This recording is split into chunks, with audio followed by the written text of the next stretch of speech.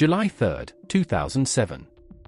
Jonathan Gray stands in a conference room at Blackstone headquarters in New York City. He has just closed the largest hotel acquisition in history, buying Hilton hotels for $26 billion. He is 37 years old. The champagne flows. His bosses congratulate him. Wall Street calls it a masterstroke. Then, weeks later, the credit market sees up. Within months, the global financial system collapses. Hilton value plummets. Analysts declare it the worst deal in private equity history. Gray's career appears to be over. But something remarkable happens. Instead of panicking, Gray doubles down. He buys back billions in Hilton debt at massive discounts. He installs new management. He transforms the entire business model. 11 years later, when Blackstone exits, they walk away with $14 billion in profit. It becomes known as the most profitable private equity real estate deal ever executed. This is the story of Jonathan Gray, the man who built the world's largest real estate empire and is now positioned to lead Blackstone, the trillion-dollar alternative investment giant that shapes global finance.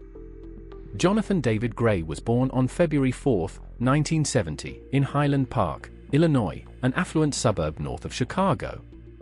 His early life was shaped by entrepreneurship and disruption. His father, Alan Gray, owned a small auto parts manufacturing company on the west side of Chicago. The business was called Blackstone Manufacturing, an eerie coincidence considering where Jonathan would spend his career. His mother, Susan, remarried after divorcing Alan when Jonathan was young. Her second husband was James Florsham. Susan ran a catering business, and at 14 years old, Jonathan started working as a busboy in her operation. He learned about business the hard way, hauling dishes and watching his mother manage staff, handle difficult clients, and turn a profit on razor-thin margins. There was nothing glamorous about it. Just hard work, customer service, and attention to detail. These early experiences instilled something crucial in Gray, an understanding that business is not abstract, it is real people solving real problems for money. Gray was not an obvious candidate for financial greatness. He was athletic, spending most of his time focused on basketball. He sat on the bench for most of his high school career, rarely playing in games. Later, he would say those years taught him resilience and patience. He learned to prepare intensely even when not chosen, to stay ready, to control what he could control. When it came time for college, Gray chose the University of Pennsylvania.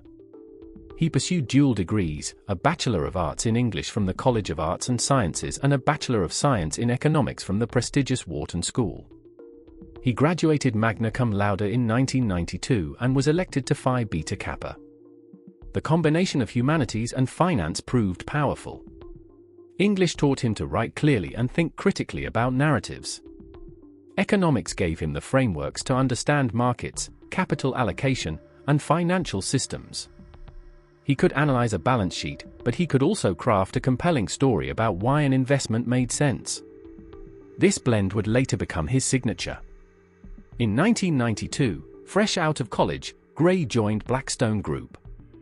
The firm had been founded in 1985 by Stephen Schwarzman and Peter Peterson, two legendary financiers who left Lehman Brothers to create their own private equity and advisory business. When Gray arrived, Blackstone was still building its reputation. It was not yet the colossus it would become. Gray started as an analyst in the mergers and acquisitions and private equity group. He was 22 years old, one junior hire among many. The work was grueling.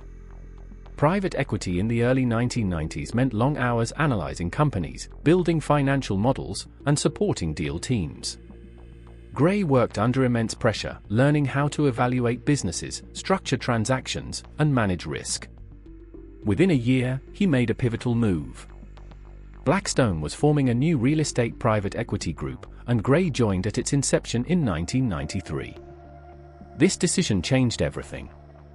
At the time, real estate private equity was a nascent field. Most real estate investing happened through small private partnerships or real estate investment trusts. The idea of applying leveraged buyout techniques to real estate assets at massive scale was novel. Gray saw the opportunity. Real estate had predictable cash flows, tangible assets, and less competition than traditional private equity. He threw himself into learning the sector. Over the next decade, Gray quietly built expertise. He studied hotel operations, office markets, retail dynamics, and industrial logistics.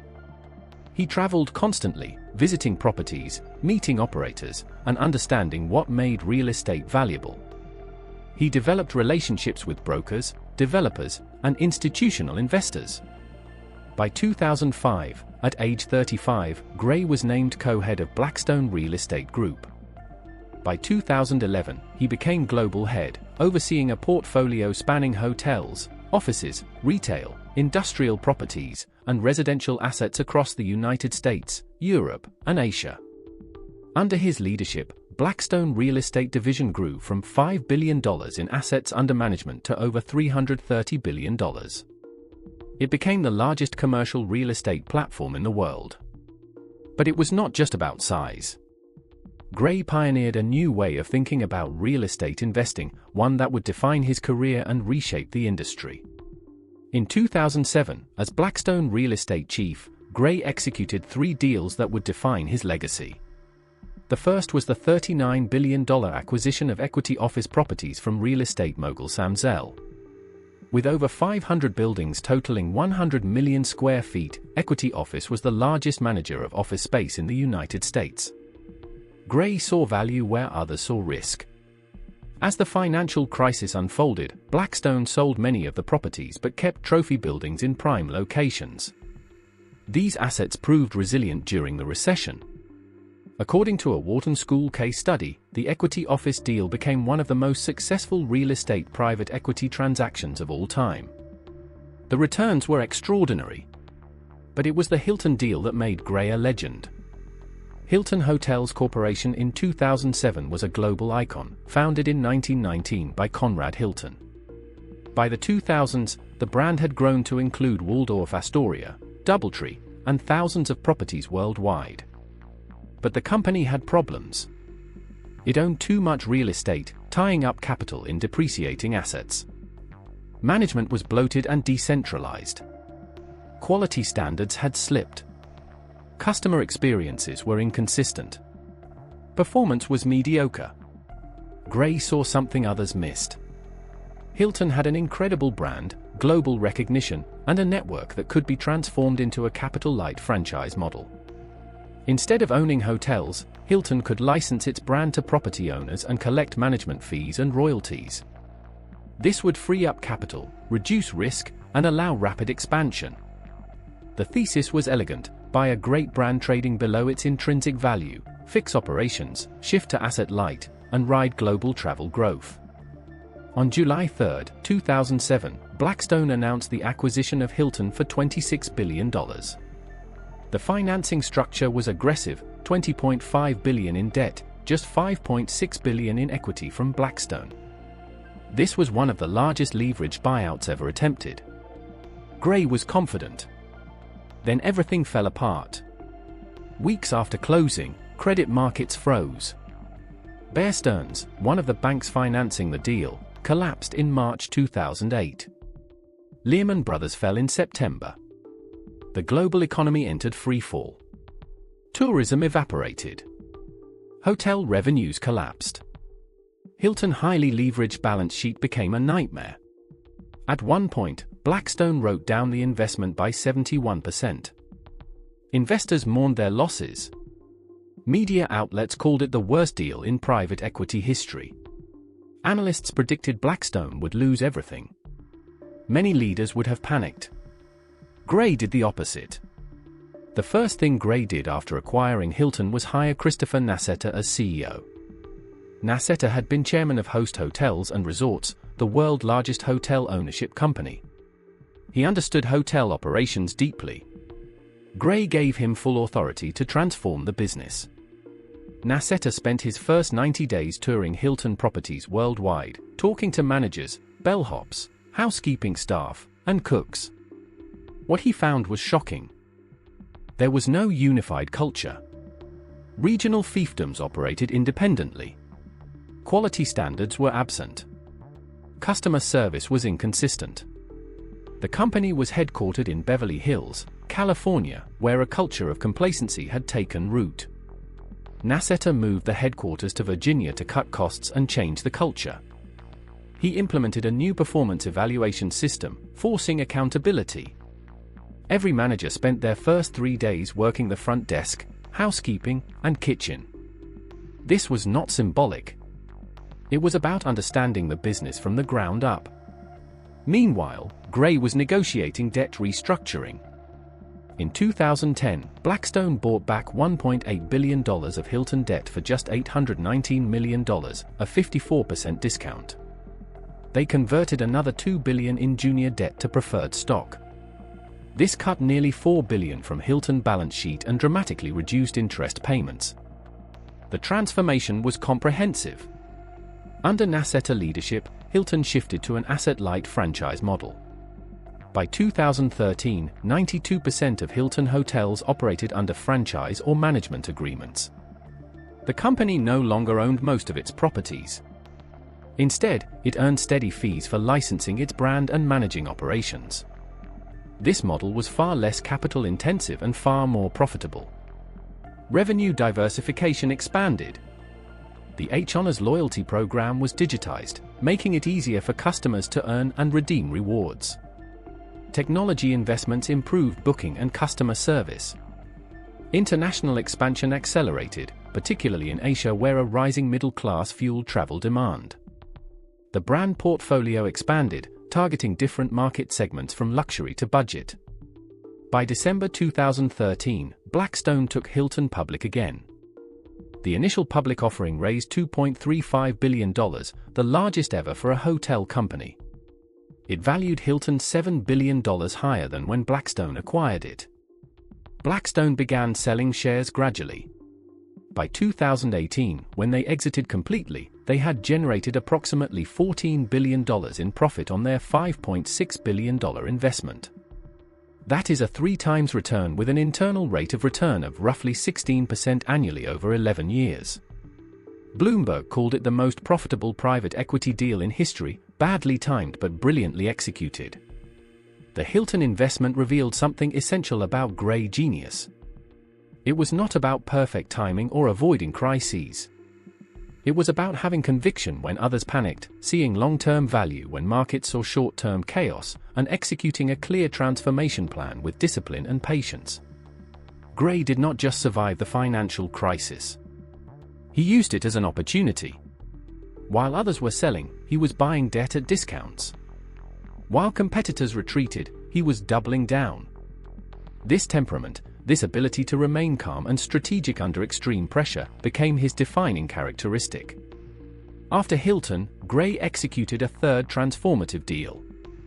In the wake of the 2008 financial crisis, millions of Americans lost their homes to foreclosure.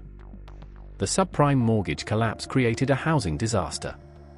Families who could no longer afford mortgages flooded the rental market. Meanwhile, foreclosed homes sat empty, purchased at auction for pennies on the dollar. Gray saw an opportunity that others dismissed as impossible. In 2012, Blackstone launched Invitation Homes, a venture to buy foreclosed single-family houses and convert them into rental properties. The idea was radical. Institutional investors did not own scattered single-family homes. The asset class was considered too operationally complex. Managing thousands of individual houses across different cities seemed unworkable. Maintenance, tenant relations, local regulations, the logistics were daunting. But Gray believed scale and technology could solve these problems. He assembled a team to build systems for property acquisition, renovation, tenant screening, rent collection, and maintenance. At its peak, Blackstone spent $125 million per week buying homes. They focused on good school districts in Sun Belt markets like Phoenix, Atlanta, and Southern California, where demand for rentals was strong. The Wall Street Journal reported that Gray went on the biggest home buying spree in history. Over 4 years, Invitation Homes acquired nearly 50,000 properties, spending $10 billion on purchases and another $2 billion on renovations. By 2017, Invitation Homes went public in an initial public offering, becoming the largest single-family rental real estate investment trust in America. Gray called it creating a company from scratch on a yellow pad. What was once just an idea became a multi-billion-dollar business that pioneered an entirely new institutional asset class. Blackstone eventually sold its remaining stake in late 2019 for about $7 billion in total profit. But the venture was not without controversy. Critics, including Senator Elizabeth Warren, accused Blackstone of profiting from the housing crisis, displacing families, and driving up rents. Tenant advocates reported aggressive eviction practices, delayed repairs, and excessive fees. A United Nations report found that the mass purchase of single-family homes had devastating consequences for some communities, particularly those of color who had been disproportionately affected by subprime lending. Gray defended the business, arguing it provided high-quality, affordable housing and created thousands of jobs. He pointed to strong demand and the need for rental housing after millions lost access to mortgage credit. The controversy highlighted a tension in Gray's career.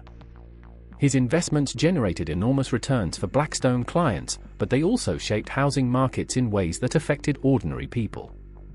Critics saw exploitation. Gray saw market efficiency and meeting unmet demand. The debate continues. What separated Gray from other real estate investors was not just deal-making, it was his investment philosophy. Gray popularized thematic investing at Blackstone, a strategy focused on identifying long-term secular trends and deploying capital at scale behind them. The idea is simple. Rather than pick individual properties or companies in isolation, identify massive forces reshaping the economy, then invest heavily in assets positioned to benefit. Gray applied this framework across Blackstone businesses. In the 2010s, he identified the shift from brick-and-mortar retail to e-commerce. Gray realized that Amazon and other online retailers needed last-mile logistics warehouses, distribution centers close to urban populations for fast delivery. Blackstone began buying warehouses aggressively in 2010. Today, they own nearly $140 billion in logistics real estate worldwide, making it their single largest asset class. When others saw empty warehouses, Gray saw the infrastructure of the digital economy. He identified life sciences as another megatrend. The COVID pandemic accelerated this, but Gray was investing in laboratory space and pharmaceutical research facilities years earlier. He recognized that advances in biotechnology, genomics, and drug development would require massive amounts of specialized real estate. Blackstone is now one of the largest owners of life sciences properties globally. More recently, Gray has focused on artificial intelligence and data centers. AI requires enormous computational power, which means data centers that consume massive amounts of electricity and cooling. Gray has directed billions into acquiring and developing data centers, as well as renewable energy infrastructure to power them. He sees AI as the next industrial revolution, comparable to the Internet in the 1990s. His strategy is to invest in the picks and shovels of AI, the physical infrastructure that makes the technology possible. Thematic investing requires conviction and patience. Trends take years or decades to play out. Gray must identify them early, commit significant capital before consensus forms, and hold through volatility. This approach has been extraordinarily successful. Since Gray became president and chief operating officer in 2018, Blackstone assets under management have more than doubled, from roughly $500 billion to $1.2 trillion. The firm became the first alternative asset manager to surpass $1 trillion in assets and to join the S&P 500 index. Gray leadership style is distinct from Blackstone founder, Stephen Schwarzman. Schwarzman is a force of nature, known for his confidence, political connections, and lavish lifestyle. Gray is described as even-tempered, charismatic but understated, and deeply focused on operations and people. He emphasizes collaboration, intellectual rigor, and long-term thinking. Colleagues describe him as someone who listens more than he speaks, asks probing questions, and empowers teams to execute. He has worked to expand Blackstone client base beyond large institutional investors like pension funds and sovereign wealth funds. Under Gray, Blackstone began serving insurance companies, which need stable income-generating assets, and individual investors through vehicles accessible to high-net-worth clients. This democratization of alternative investments has broadened Blackstone's reach and diversified its capital sources. Gray's succession to Stephen Schwarzman has been remarkably smooth, almost unprecedented in the cutthroat world of high finance. Many founder-led firms suffer brutal succession battles. Think of Jamie Dimon being forced out of Citigroup by Sandy Weill, or the revolving door at other private equity giants. At Blackstone, there was no drama. In February 2018, Gray was named President and Chief Operating Officer, taking over day-to-day management from Tony James. Gray was 48. The transition was planned, orderly, and celebrated internally. There were no rival candidates forced out. No public disputes. Stephen Schwarzman, now 78, remains chairman and CEO, but he has given Gray enormous latitude to shape the firm. Schwarzman often gets asked by other CEOs how Blackstone avoided succession chaos. His answer is simple: it was not hard. Gray was the obvious choice. He had proven himself over decades, built the largest real estate business in the world, and demonstrated the temperament to lead. Schwarzman trusted him. Gray respected Schwarzman. The relationship worked. Today, Gray is widely viewed as Schwarzman heir apparent. When Schwarzman eventually steps down, Gray will almost certainly become CEO, leading the most powerful alternative asset manager in the world. But Gray's life is not just about finance. Personal tragedy shaped his philanthropy. In 1995, Gray married Mindy Baser, a fellow University of Pennsylvania graduate. The ceremony took place at Temple Beth Zion Israel in Philadelphia. They have 4 daughters and live in Manhattan. Mindy's sister, Faith Baser, died of ovarian cancer at age 44, devastated by a BRCA gene mutation. BRCA mutations dramatically increase the risk of breast and ovarian cancer, particularly among Jewish women. The loss of Faith haunted the Gray family. In May 2012, Jonathan and Mindy founded the Baser Research Center at the University of Pennsylvania School of Medicine, named in Faith's honor. They donated $25 million to create the center, which focuses on preventing and treating BRCA-related cancers. They later donated an additional $21 million, then $55 million more. In 2014, they established the Gray Foundation with 2 missions: accelerating BRCA cancer research and improving education and healthcare access for low-income youth in New York City. To date, the Grays have donated over $245 million, with more than $150 million directed toward BRCA research. They are now the leading funders of BRCA research worldwide. In May 2025, Gray announced a $125 million gift to Tel Aviv University Faculty of Medicine, to be renamed the John and Mindy Gray Faculty of Medicine. The donation places Tel Aviv University alongside institutions like MIT and Oxford in receiving 9-figure philanthropic commitments. Gray has been clear about his motivations. In an interview, he said, "On my tombstone, it will not say generated high net returns for his customers. But unless we do a great job at Blackstone, unless we deliver for our clients, we do not have these opportunities to make a difference." Gray sees his business success and philanthropy as connected. One enables the other. His wealth gives him the platform to fund research that could save thousands of lives. His sister-in-law death transformed what could have been abstract charity into deeply personal mission. The Gray Foundation also supports education initiatives in New York City, including NYC Kids Rise, a college savings program providing accounts to every New York City public school kindergartner. Gray sits on the board of Harlem Village Academies and Trinity School. He is committed to expanding opportunity for low-income children, believing education is the most powerful lever for social mobility. Gray net worth is estimated at approximately $9.5 billion as of late 2025. He ranks among the top 350 wealthiest people in the world. He owns about 43 million shares and partnership units in Blackstone, which he has accumulated over 3 decades. Since 2011, he has collected over $1.4 billion in dividends and compensation. In 2024 alone, he earned $247 million.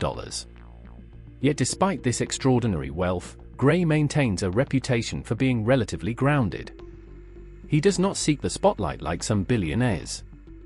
He rarely gives interviews. His public speeches focus on investing and business, not politics or celebrity. Colleagues describe him as hardworking, intellectually curious, and deeply committed to Blackstone culture. He emphasizes values like excellence, integrity, and continuous improvement.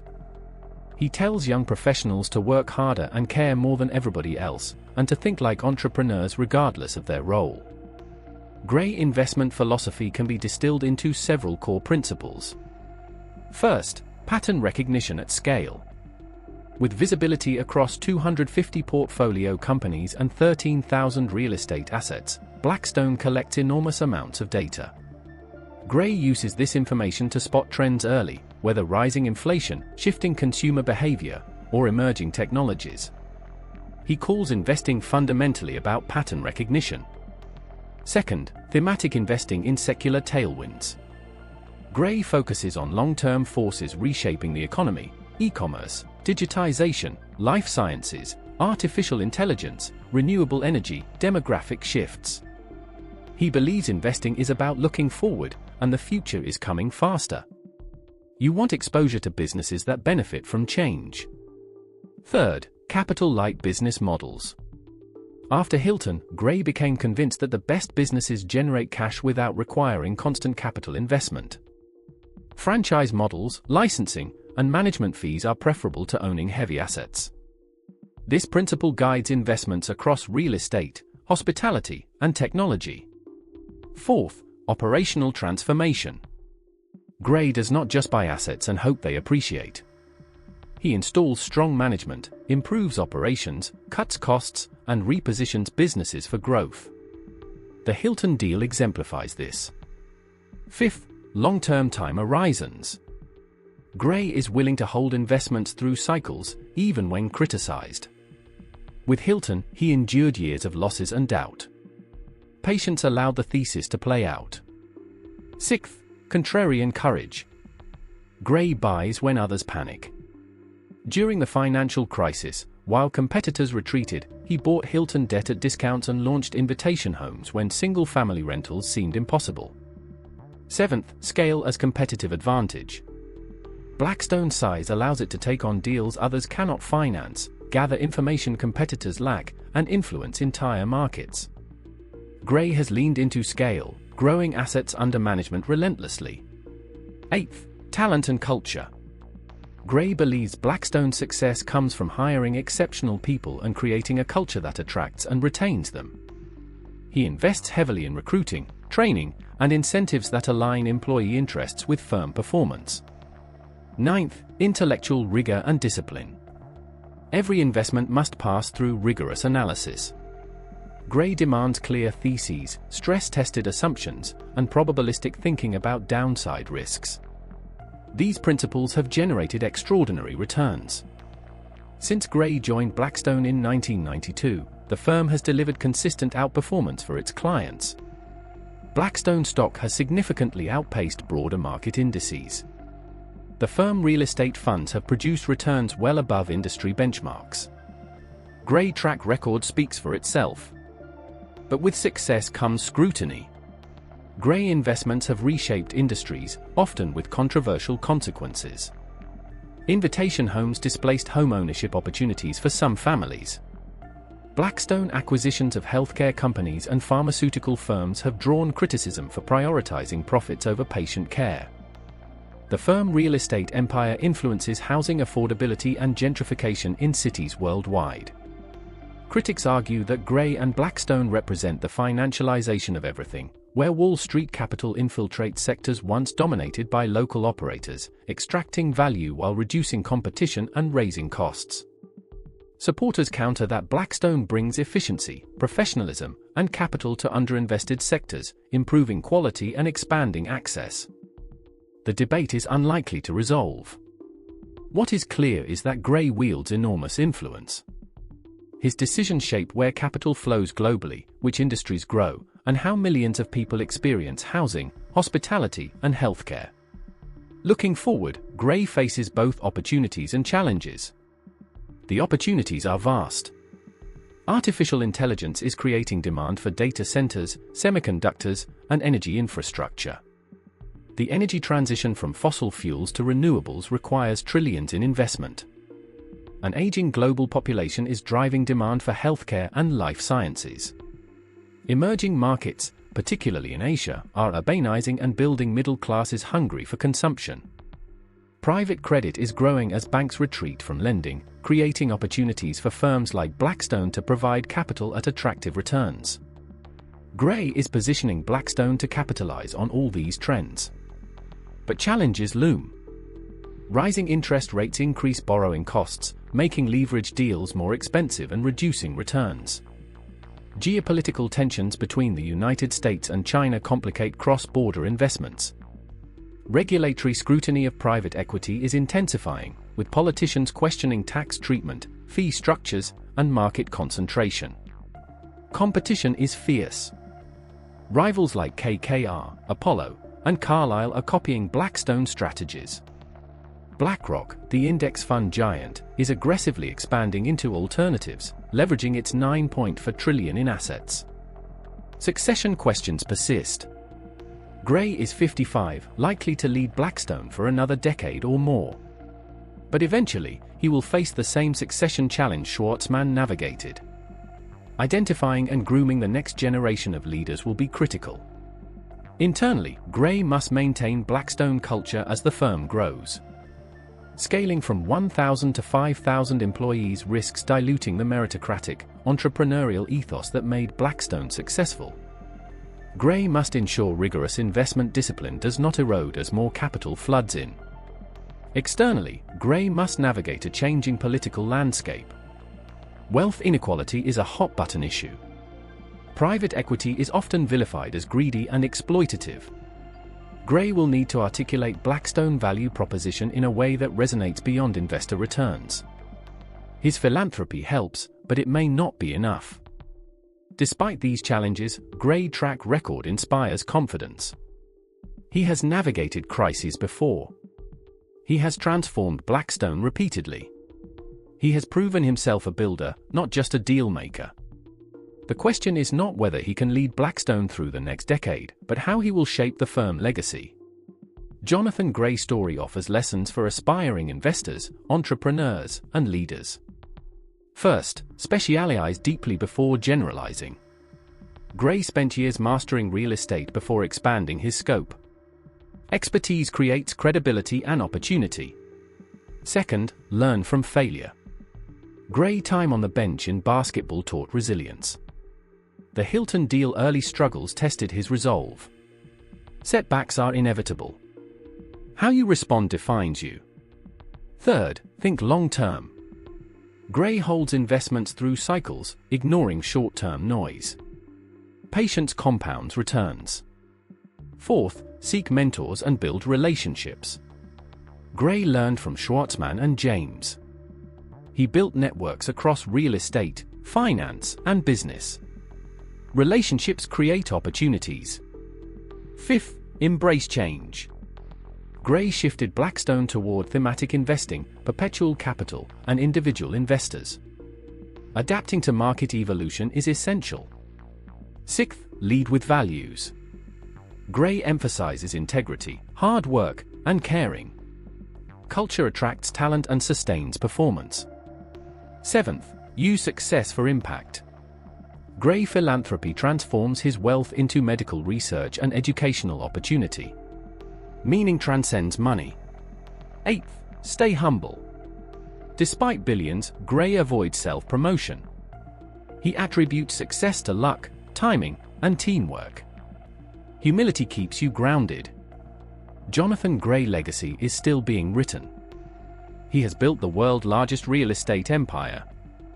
He has executed some of the most profitable deals in private equity history. He is positioning Blackstone for dominance in the 21st century. But beyond the numbers, Gray represents a particular approach to capitalism, disciplined, long-term, thematic, and at massive scale. He has shown that real estate, once fragmented and local, can be institutionalized and professionalized. He has proven that applying private equity techniques to real assets generates extraordinary returns. He has demonstrated that staying calm under pressure, doubling down on conviction, and executing with discipline can turn disasters into triumphs. The Hilton deal, more than anything, captures Gray essence. He bought at the worst possible time. He endured brutal losses. He faced skepticism and criticism. But he had a thesis, a plan, and the courage to execute.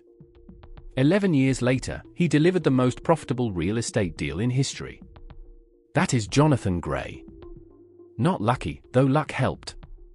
Not perfect, though his track record is remarkable. But relentless, strategic, patient, and convicted. In 2025, Gray oversees $1.2 trillion in assets, employs thousands of people, and influences markets globally. He has donated hundreds of millions to cancer research and education. He is positioned to lead Blackstone for years to come. His story is far from over. But already, it is clear, Jonathan Gray is one of the most important investors of his generation, a builder who reshaped industries and proved that crisis creates opportunity for those willing to act. His legacy will endure long after he leaves Wall Street, in the buildings that shape cities, the companies that employ millions, and the research that saves lives. That is the measure of success that transcends wealth.